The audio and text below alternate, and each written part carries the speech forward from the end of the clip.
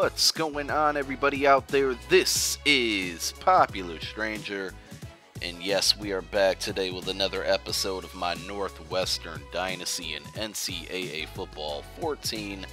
This is the 12th week of the first season and episode number 15 of the series, and we are back at home after a bye week after a huge win against number 3 Nebraska, taking on Big Blue, the Michigan Wolverines, who come into this game with a 6-3 record overall. They are 4-1 in the Big Ten.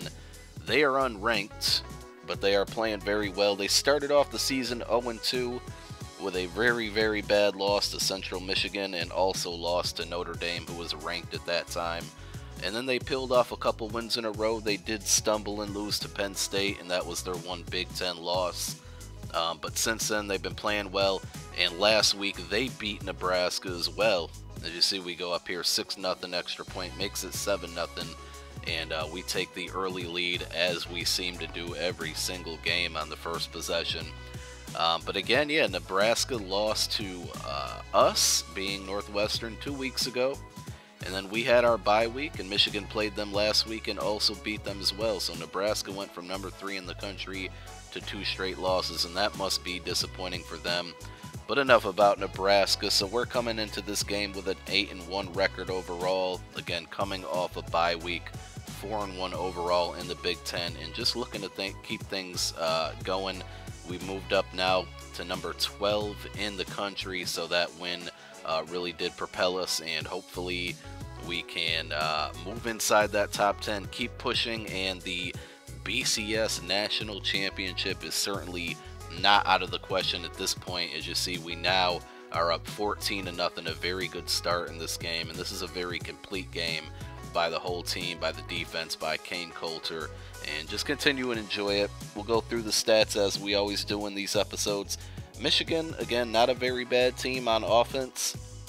They are ranked 12th in the nation in total yards per game with 421, and almost half of those come on the ground, where they average 212 rushing yards per game, and that is also for good for being 12th in the nation. So their offense not too bad. Defense number 11 in the country, only allowing 18 points per game. We are number 4 in the country as far as points per game when it comes to defense, still only allowing 14.6. I know some of these stats I keep giving them to you every week. I know they're kind of skewed, being that mine are user controlled and then the computer, is obviously simulated. But we are still number 1 in defense, allowing only 209 total yards per game. So basically Michigan usually gains about double of what we allow, and we did give up 7, but we're going to get 7 right back here and go back up 14 as Christian Jones is found on the corner route, again to take a 21-7 lead, and we are already past halftime. It's in the third quarter. Pretty much just going to try to hold them off. Tons of upsets, tons of top 25 teams playing each other during this week, and we're going to go through all of those, a ton of them again. So Washington, who was unranked, beats number 19 UCLA 24-6. Number 16 Oklahoma beats number 22 Iowa State 34-10. Michigan State pulls the upset, who we have coming up next week, and that's another game we cannot look past. Michigan State, and wow, they beat Nebraska. So Nebraska loses 3 straight. Nebraska was 15th, loses to Michigan State 20-14. So 3 straight losses for Nebraska. I didn't even realize that. Syracuse, my hometown, upsets number 24 Florida State 24-20. That will definitely not happen in real life. I was at the Syracuse-Clemson game last week in the Dome, and God, Syracuse just looked like a JV team. They're going to have a rough time in the ACC. Getting back to the scores, number 10 Georgia beats number 23 Auburn 31-24. Number 5 Texas beats number 7 Oklahoma State. So that's a battle of 2 top 10 teams, 2 teams that are ranked ahead of us right now. Oklahoma State falls to Texas 21-17. USC, who was unranked, not surprised there. They're going to upset number 9 Stanford 24-21.